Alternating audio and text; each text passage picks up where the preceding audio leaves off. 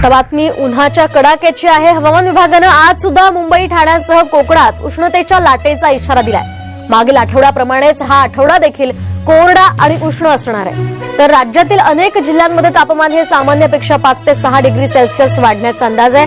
हवामान विभागानं आज कोकण, मध्य महाराष्ट्र आणि मराठवाड्याला उष्णतेचा येलो अलर्ट दिलाय। 4 आणि 5 मे रोजी कोकणात उष्णतेच्या लाटेचा अंदाज आहे। तर महाराष्ट्रामध्ये या आठवड्यात पावसाची शक्यता फारच कमी वर्तवण्यात आली आहे।